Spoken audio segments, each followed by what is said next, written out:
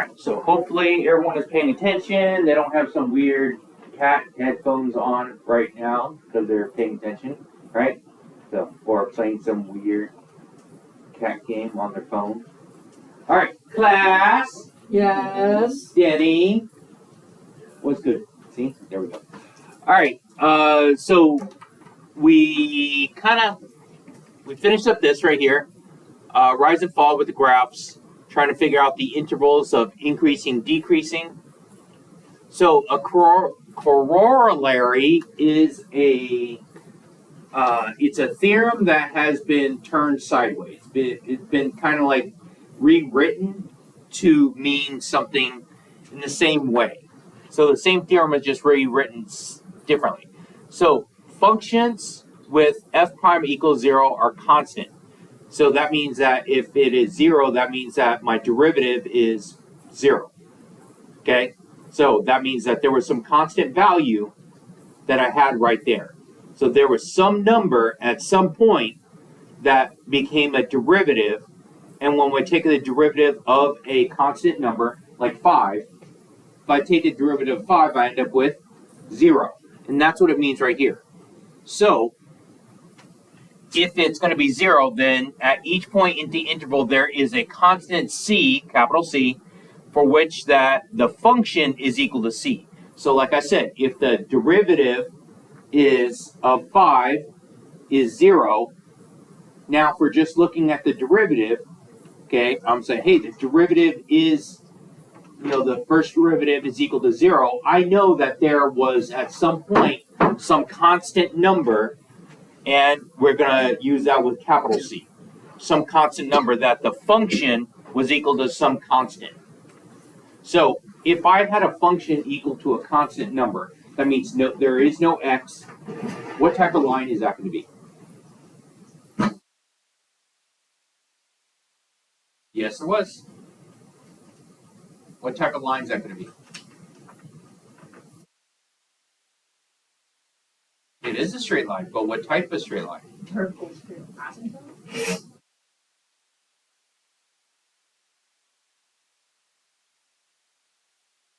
Okay, now, if you're struggling with the concept, think about it. Give it a number. Y equals 5. What type of line is that? That's a, yes, very good. Because when I take the derivative gives me the, very good, the slope. The derivative gives me a slope, right? So the slope is 0. So there was some constant number that my slope gave me 0, right? And that's where I get that from.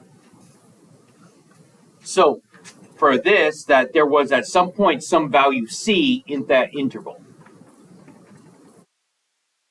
Functions with the same derivative differ by a constant. So if f prime of x is equal to g prime of x at each point of the interval, then there is a constant c such that there is f of x is equal to g of x plus c in the interval. That means that they are not the same function. So it's the difference between 2x and then the next function would be 2x plus 5. Those are not the same functions. They're not.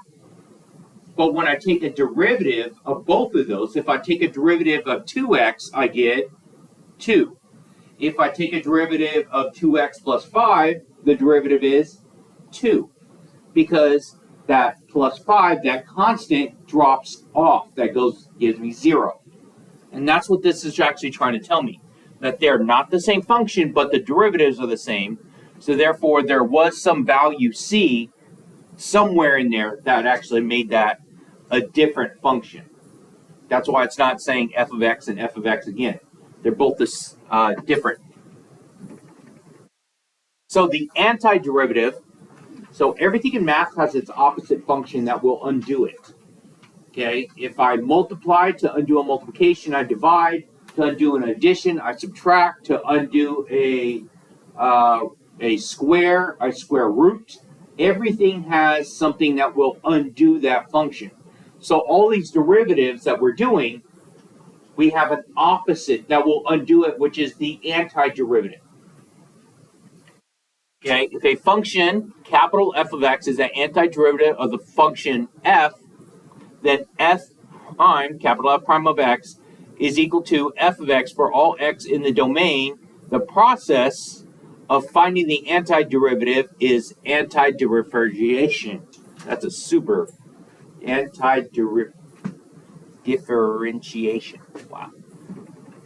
I need more coffee. That's what the problem is. Anyway, so we're going to find example and position.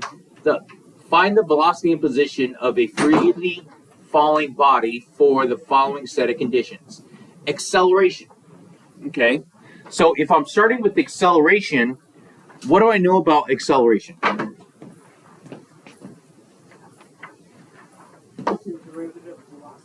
It is the derivative of velocity, right? Okay. It is the derivative of velocity. So for this one, I know that my, is this t? Yeah. So a of t is equal to 9.8 and meters per second squared, right?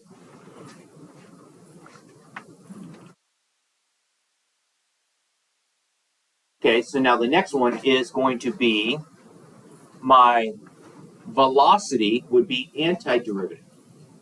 So, is there a variable on this? No. No, right? There is no variable on this. What happens if I were to take the derivative of that 2x? It would be just x. Wait, no, it would be 0. It'd be just 2. Derivative of 2x? What's the derivative of that? 2. Yeah, it's 2. Gives me 2, right? So if this is f and this is f prime, what happened to my variable there? What happened to the variable there? It actually turns into 1. Yeah, because I subtract. So this is 1 minus 1, right? Because I subtract 1 from my exponent. yeah. And anything to the 0 power is 1. Anything to 0 power is 1. So that means that is going to be that x will become just 1. So I'm left with just 2. Does that make sense? Okay. So now, think about the other rules I have. Other rules, okay. So right here, so if I went from here to here, what if I want to now go from here to here? What do you think I should do with that variable? Yeah, I would add one, right? So on this one right here, so if I want to go up to the velocity, which would be my v of t,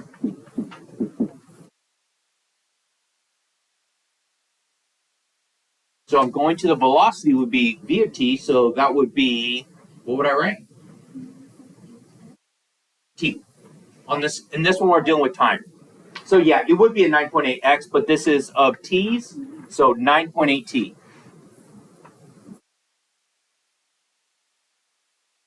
Plus some value of c. Some value of c, because what happens, so let's go back over to here for my example. What if this was my 2x plus 2? Right? If it was 2x plus 2, when I take the derivative, I still just get 2, don't I? Danny? Zoning out? Okay, you got this, right? So if all this was here, right? And when I take the derivative, I got just 2 by itself. Because that 2 right there, the red 2 became a 0. But if I'm going from here back up, there is going to be some plus c value. And we're going to do that with the capital C, so plus c. So whenever we take the antiderivative, I add plus c onto this. And then I'll show you how to find that plus c here in a moment.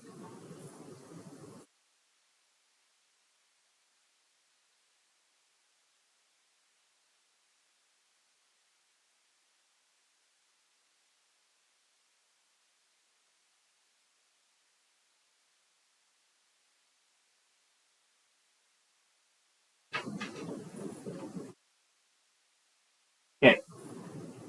So from right there, it says, assume that the body is released at time t equals. So we're in a position, free falling body for the following conditions. Acceleration is this, body falls from rest. So that means that we are just standing. We're not actually moving at first, right? So I'm going to be here and I'm just going to like fall over. So what is my initial velocity going to be? 0, right? My initial velocity is going to be 0. So my initial velocity is going to be 0 when? At time equals 0, right? So we're going to use this right here to solve for my capital C here.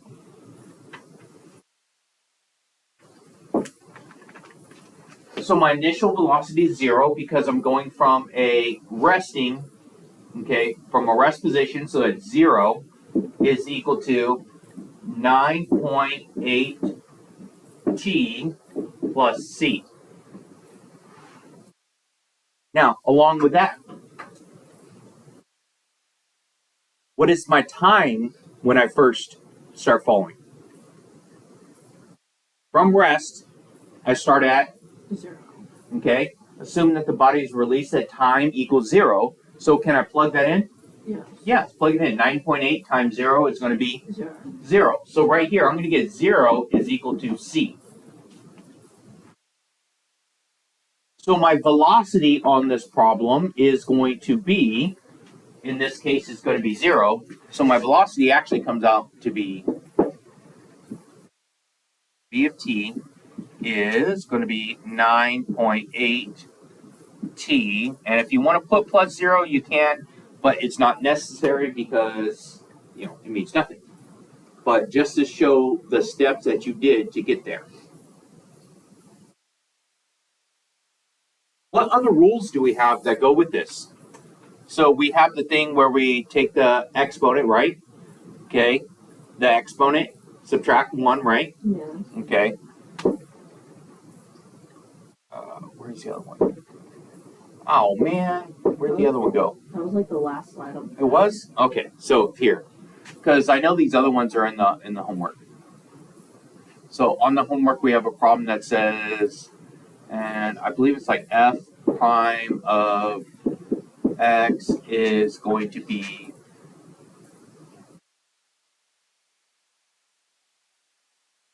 like 3 over 8 x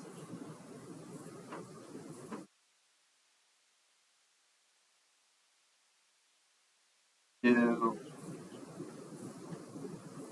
yeah, like that. Something like this. Yeah. So if you've actually taken a look at a homework yet, yes, it looks something like this. So if this starts with my derivative, the antiderivative, what do I do with the antiderivative? I add 1, right? Yeah. Okay, so I'm going to start with this, but off to the side, I'm just going to do a practice thing. So I'm going to say, if this is 3x to the 4th power, what do you do with the exponent? What's the exponent do?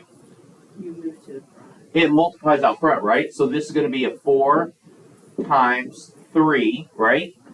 And then it's going to be x to the 4th. And what else do I do? Minus 1, right? Okay. Now, so if I was to undo this,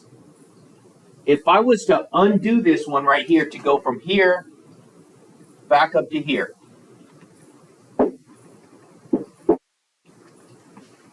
okay, so I need to undo this one here. What am I going to do to try and get rid of that 4 that's there? Divide. So I would divide by 4, right? Yeah. But where did I get the 4 from? Because isn't this right here supposed to be a 3? Yeah. And so if that was a 3, I would need to add 1 first and then divide by that number. Oh, okay. I'm so weird. Okay, I know it looks kind of weird right now, so, because, let's see if I could actually do it like this then. So this was a 3, so you add 1 first and then divide by that number. It's the reverse way. Yeah, we're trying to undo this now. So to undo this, let's go ahead and if I'm trying to take the antiderivative of this, so this is just going to give me f now. So what am I going to do first? Add 1, right? Add 1 to the exponent, so that's going to be x to the third. And then what else do I do? Divide by 3. I'm going to divide by 3. So I'm going to have 3 over 8 divided by 3. It's actually just 3 over 1, so you can actually see that the 3's will cancel.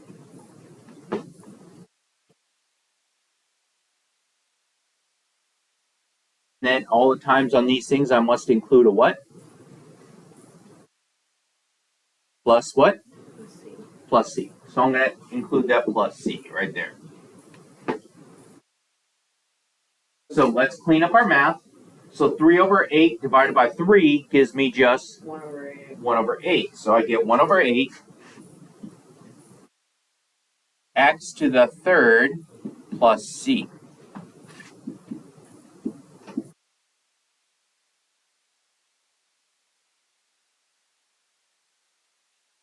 Now, c stands for some constant number. So if I were to take a derivative of that constant number, no matter what it is, it would give me 0.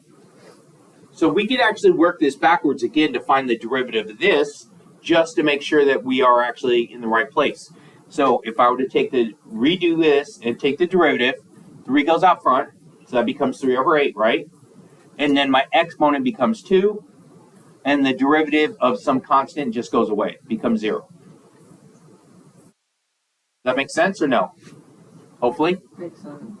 Okay, so this is how we actually do the antiderivatives for what we've been doing.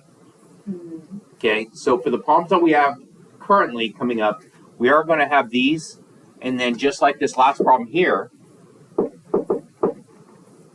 right here, we're going to have some value that we have to plug in to find out what my C value is.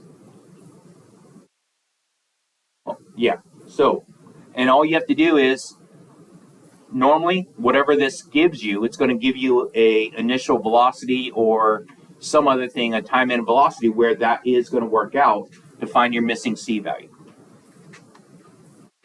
Maybe? So it has to be given to you. Yeah, it's going to be given. So there's going to be some criteria given to you to find your missing C. Okay. All right, so let's start working on the homework. And what I want to do is get to these problems if you're struggling with this, because this is going to be the basis of a lot of what we're doing later on.